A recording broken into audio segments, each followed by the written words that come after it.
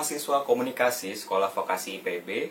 Perkenalkan, nama saya Eka Dekwira Aditya, asisten dosen untuk mata kuliah produksi siaran radio. Pada video yang pertama ini, saya akan lebih membahas mengenai perkembangan podcast di Indonesia, kemudian bagaimana perbedaan podcast audio dan video, lalu bagaimana cara teman-teman akan membangun sebuah channel podcast. Untuk itu, silakan disimak ya videonya.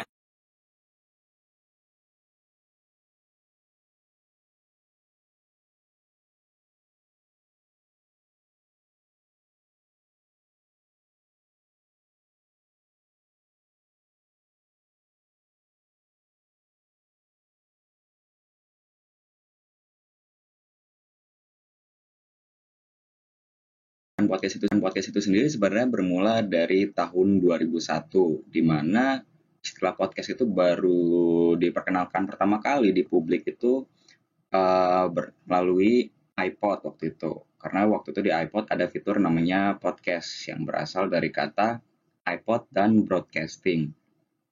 Nah, kemudian di tahun 2003 istilah podcast itu baru mulai populer setelah podcast ini tidak hanya terbatas lagi pada perangkat Apple saja.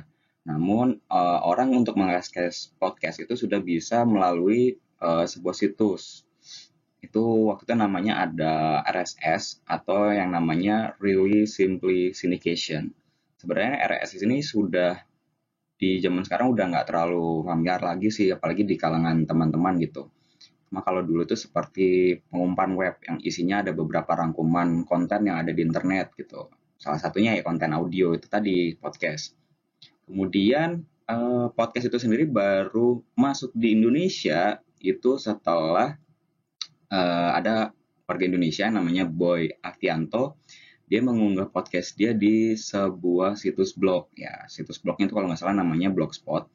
Kemudian dia membuat sebuah podcast dengan channel Apa Saja Podcast. Nah, dari situlah orang Indonesia perlahan-lahan mulai mengenal podcast. Dan baru boomingnya di Indonesia, jadi rentangnya waktu itu memang sangat lama ya, dari 2005 ke 2018. 2018 orang Indonesia baru benar-benar familiar, karena orang itu sudah mulai suka mendengarkan audio itu melalui Spotify. Jadi orang melalui Spotify mendengarkan podcast audio, kemudian untuk podcast video orang familiarnya melalui channel YouTube.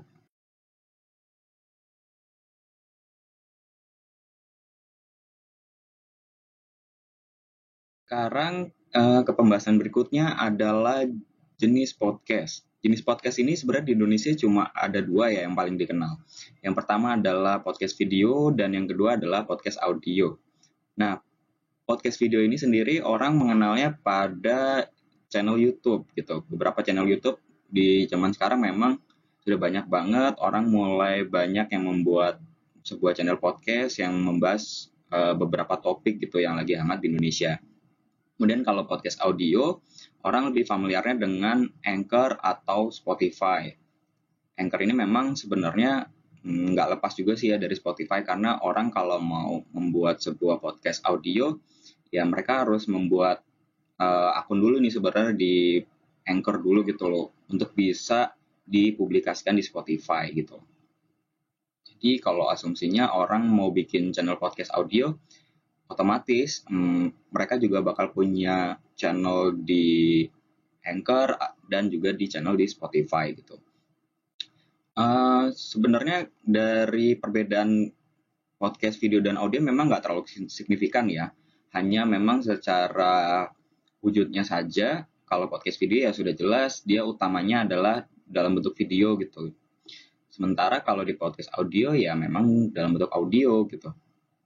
Nah, namun yang menjadi hal lainnya yang menjadi pembeda adalah pada podcast video memang memerlukan semacam thumbnail gitu.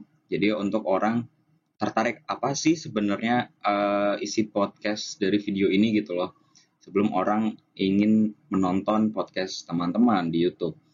Nah, sementara di audio, orang untuk tertarik mendengarkan podcast teman-teman yang sudah teman-teman bikin, orang akan melihat terlebih dahulu kira-kira judulnya seperti apa sih dari podcast audio ini, kemudian deskripsinya dalam satu episode ini tuh bakal seperti apa. Orang baru setelah mengetahui itu mau untuk mendengarkan podcast audio.